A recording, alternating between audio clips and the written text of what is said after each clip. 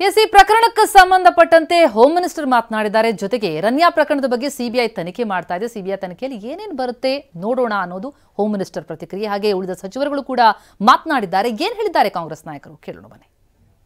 ಈಗ ತನಿಖೆಗೆ ಆದೇಶ ಆಗಿದೆ. ಸಿಬಿಐನವರು ತನಿಖೆ ಮಾಡ್ತಿದ್ದಾರೆ. ಅದರಲ್ಲಿ ಯಾರ್ದು ಬಂದಿದೆ, ಏನು ಬಂದಿದೆ, ಅವ್ರಿಗೆ ಇನ್ವಾಲ್ವ್ಮೆಂಟ್ ಏನಿದೆ ಅದೆಲ್ಲ ತನಿಖೆಯಲ್ಲಿ ಬರಲಿ. ತನಿಖೆಯಲ್ಲಿ ಬರಬೇಕಲ್ಲ. ತನಿಖೆಯಲ್ಲಿ ಬರೋ ತನಕ ಏನು ಹೇಳೋಕ್ಕಾಗಲ್ಲ. ನಮಗೂ ಏನು ಫೀಡ್ಬ್ಯಾಕ್ ಇಲ್ಲ.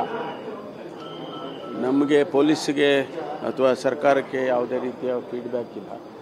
ಅವರು ತನಿಖೆ ಮಾಡಿದ ಮೇಲೆ ಅದೇ ಏನು ಬರುತ್ತೆ ತನಿಖೆಯಲ್ಲಿ ಅದು ಕಾಯ್ದು ನೋಡೋಣ.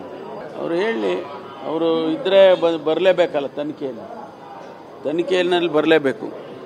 ಸ್ಟೇಟ್ ಪೊಲೀಸ್ಗೆ ಏನಾದರೂ ಮಾಹಿತಿ ಇಲ್ಲ, ಅವ್ರಿಗೇನು ಮಾಹಿತಿ ಇಲ್ಲ. ಅವರು ನನಗೇನು ಬ್ರೀಫಿಂಗ್ ಮಾಡಿಲ್ಲ, ಮಾಹಿತಿ ಏನೂ ಇಲ್ಲ. ತನಿಖೆಯಲ್ಲಿ ಸಿಬಿಐ ತನಿಖೆಯಲ್ಲಿ ಏನು ಬರುತ್ತೆ ನೋಡೋಣ.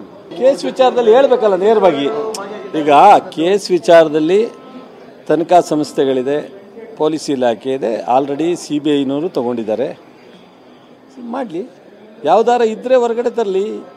ಈಗ ಇಂಥವೆಲ್ಲ ಅವರು 2 ವರ್ಷದಲ್ಲಿ ಯಾವ್ಯಾವುದನ್ನು ತನಿಖೆಗೆ ಹೇಳಿದ್ರು ಅವೆಲ್ಲ ಹುಷಿ ಆಗೋದ್ವಲ್ಲ. ಯಾವುದಾದ್ರು ಒಂದು ಸ್ಟ್ಯಾಂಡ್ ಆಗಿದ್ರೆ ಹೇಳಿ.